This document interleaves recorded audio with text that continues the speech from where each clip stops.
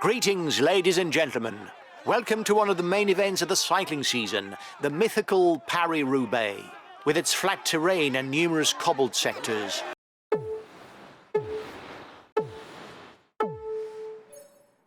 This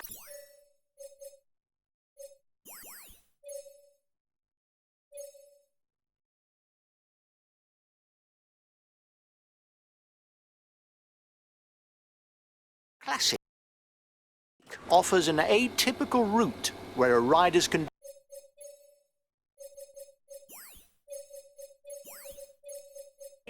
is as important as luck if he is to hope for victory.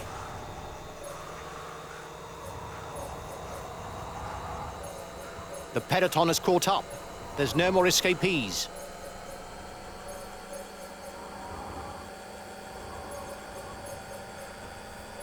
The first 100 kilometers are of little interest, and are often used as an observation ground by the favourites in order to see which team will take the race in hand.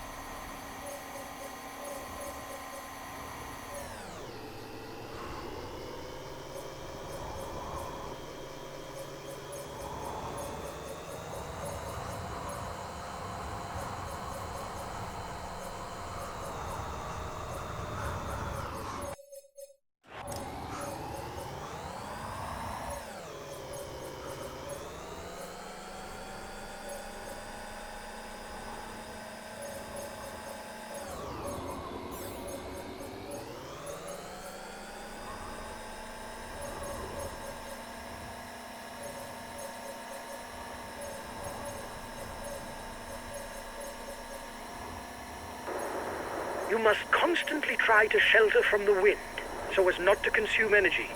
This is what allows a rider to edge clear at the end of the race.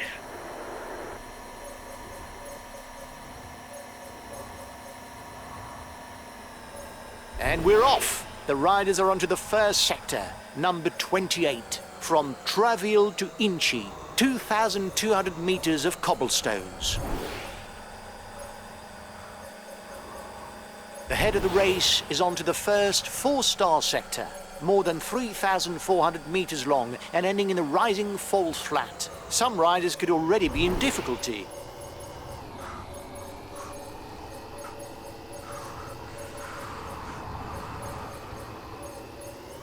At the end of the next sector, the riders will reach the first feed zone. A few moments of rest before facing the remaining 23 sectors.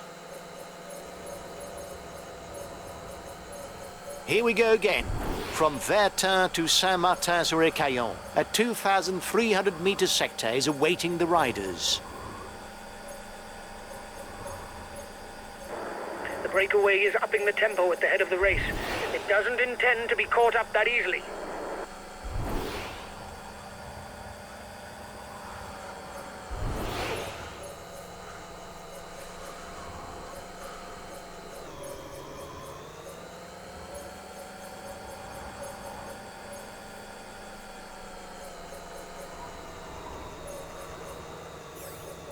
In less than 10 kilometers, the first riders will be onto the trench of Arenberg. First key sector for the favourites of this Paris-Roubaix. But beforehand, they will have to cross the demanding Haveluy to Wallers sector, classified as 4 stars. Its true name being Drève des Boules d'Airain, the trench of Arenberg is 2,400 meters long. Obviously classified as 5 stars, it's a mythical Paris-Roubaix site, which, if it does not decide the winner, often performs a first selection between favourites. The next sector, from Wallers to Helême, also known as the Pont Gibus, in honour of twice Paris-Roubaix winner Gilbert Duclos-Lassalle, is 1,600 meters long. and is classified as difficulty level 3 out of 5.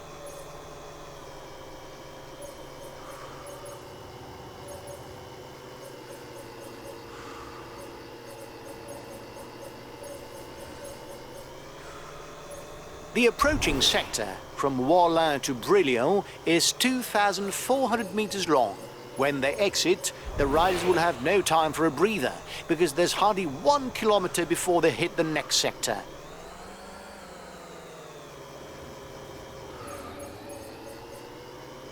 Sector 13 for the front of the race, 1,400 meters. It's now the turn of the Orchy sector to welcome the riders. 1,700 meters of cobblestone. In a few kilometers it will be another key moment for the race, with the Mont-Pivel sector. However, before that, the 4-star sector 11 will have to be crossed. They're riding hard behind. This isn't the moment to relax.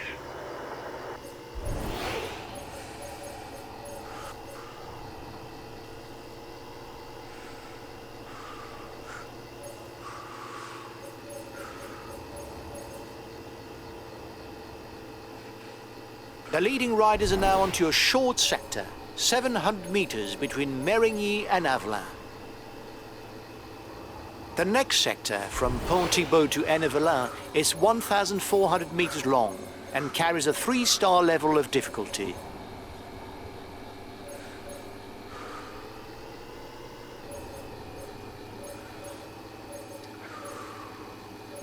A 2-star sector is now on the menu.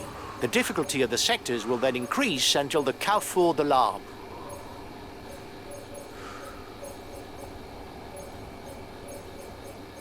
Less than 30 kilometers to go now for the head of the race, and another 6 sectors to cross. The next 2 sectors, classified as 3 stars, are only 1 kilometer apart. The riders won't have time for a breather.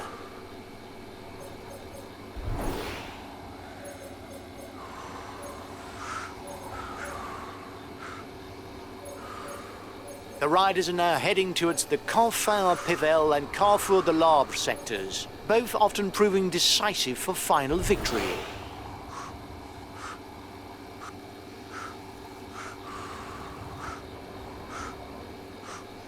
Now it's the Carrefour de l'Arbre. With its 5-star difficulty, this is the last sector that really provides a chance to hurt one's opponents. Very often, the first rider out of this sector goes on to win in Roubaix. There's only 1 sector left to be crossed. Will it allow the men at the front to sort out a hierarchy?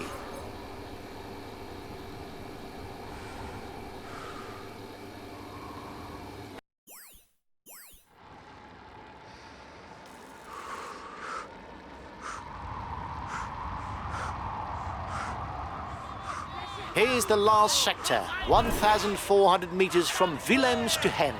When it's done, there will only be 6 kilometers left before reaching the velodrome.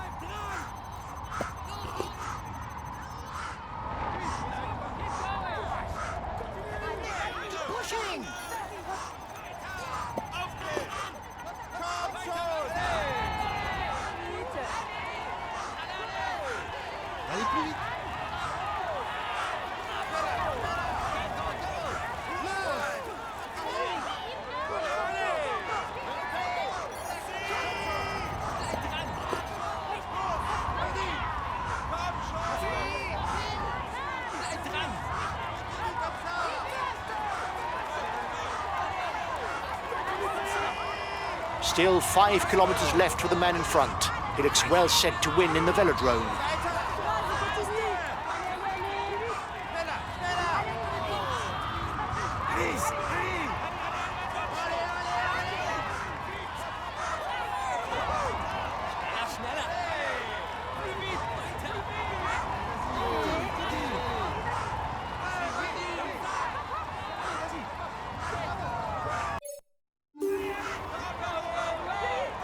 The man in front is into the velodrome.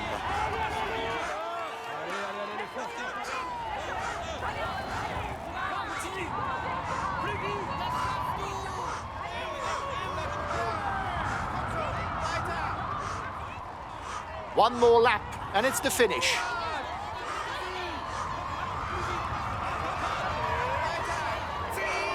Well done! You're a hero! You're going to win Paris-Roubaix! You become part of the legend!